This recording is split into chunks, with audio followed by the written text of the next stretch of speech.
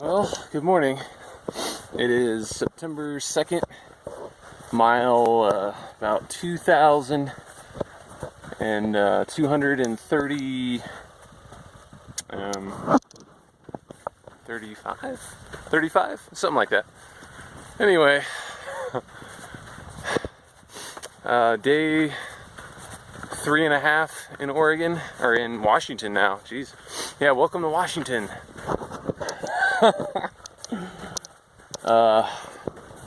And day 3 of this weather.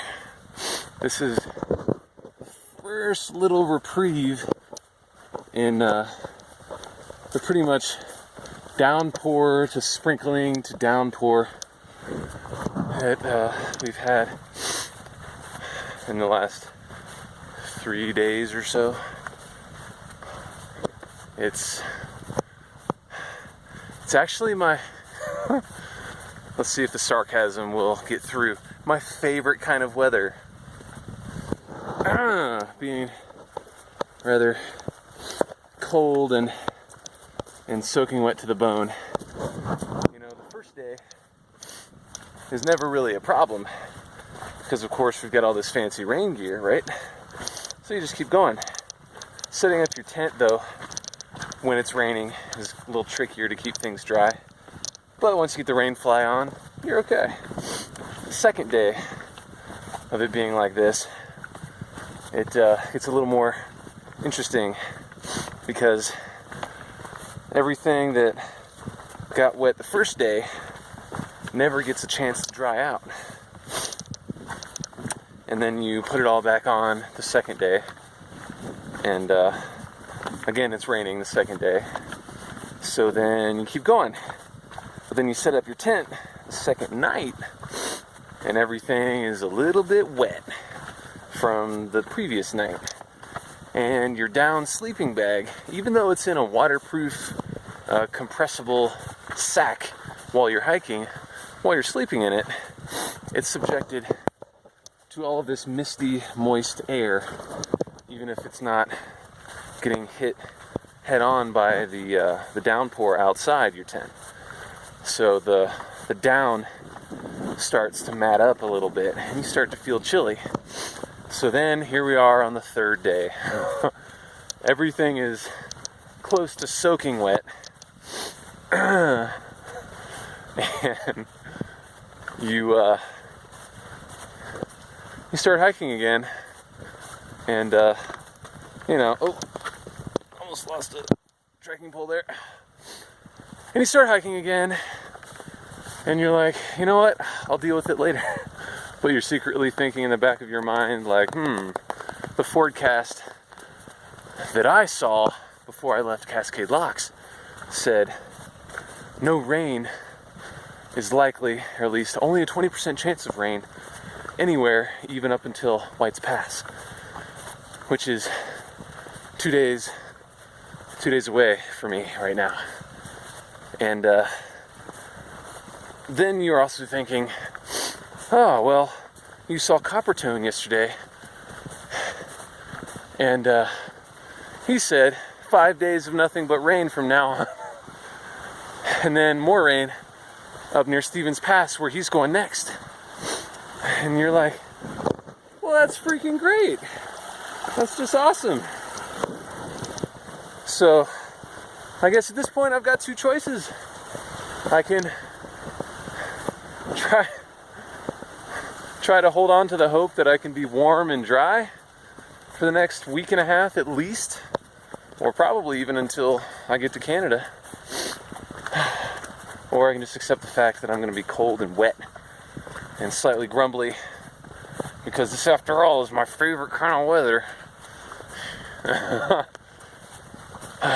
I'll get back to you on what I decide. Anyway, though, the amazing views that I was really hoping to see up here have been that. Like, I know for a fact that Mount Adams and all its 12,000 or more feet of glory is right there, and I'd be able to see it if it weren't for the weather.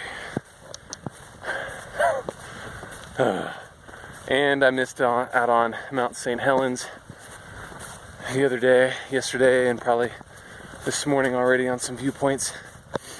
And Rainier's coming up. So man, you know, here is a nice grumbly video to contrast with all my other super upbeat videos. If this is all I have to look forward to in Washington, I just don't know how much fun this is going to be. Now don't get me wrong, I'm going to finish. I'm too stubborn for that, but man,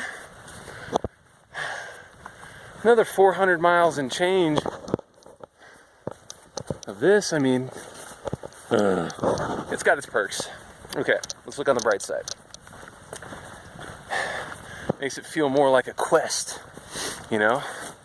Like I'm in this prehistoric landscape moving through, and I've got to dodge dangerous pools of water in the trail here, see? Yeah, look out. And there's mystical creatures could be popping out at any moment. I've already gone like 500 miles or more farther than Frodo and Sam, you know, in Lord of the Rings. Because apparently somebody figured out that their trek was only like 1,500 miles. Although, I will say, I've had a lot more to eat than, what was it, like some lampas bread, whatever. And haven't had like orcs chasing me or this dark ring to put down my spirits, but you know, I can imagine, you know, this is a little bit of what they may have experienced. Yeah, so positivity. It's oddly beautiful. Once you actually get moving in the morning, you know, it's pretty good. It's pretty nice. I enjoy it. Thank God for waterproof socks that I've been carrying since Bishop. And for my pack cover that I've been carrying since Bishop also. Having only used it once before this stretch in Washington, I already call it worthwhile. You know, a lot of the ultralight people will say, you know, like, well, you know, that 4 ounces, you know, you should just use like a trash compactor bag inside your pack that's 2 ounces. The problem with that is those bags tear super easy and fast. And you have holes in it, and the outside of your pack gets soaking wet. Now, correct me if I'm wrong, but in a downpour, or even in sprinkles like this that last all day, but I do imagine that your pack being soaking wet, plus that trash compactor bag, is going to add up to more than 4 ounces. So, this umbrella, which doubles, believe it or not, for rain, it's not just for sun, helps keep all the moisture from seeping in behind the pack, and it works out pretty well. So I'm liking the system. Yeah, Adams is up there somewhere, but oh yeah, well, here, let's cross this stream first.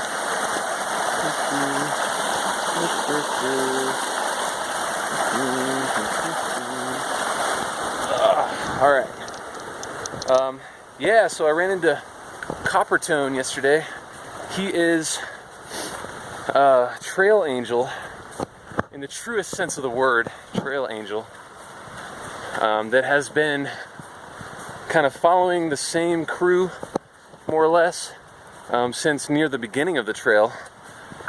And I first saw him, I didn't actually stop, but I saw him outside of Tehachapi, and then first got a root beer float. That's what he's like famous for. Everyone was talking about him, like, oh man, you see Coppertone? He's got root beer floats.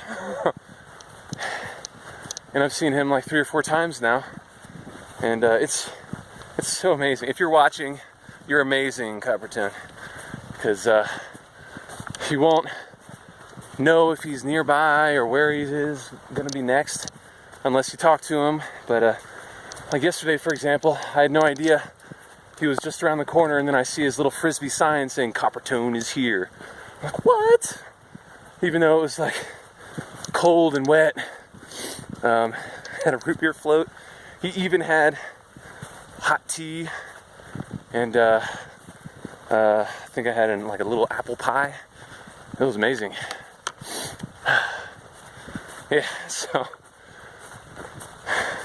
yeah, he himself did the trail a few years back, and now he's just trail angeling, you know, kind of cruising in his custom-made little RV setup up and down the trail. I think his next stop, he said, is Stevens Pass, which is like 220 some miles ahead.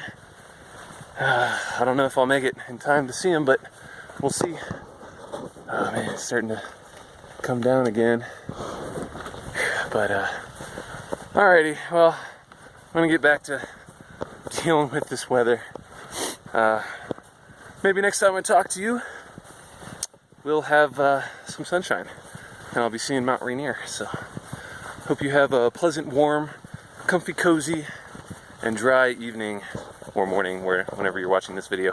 Alright. See ya.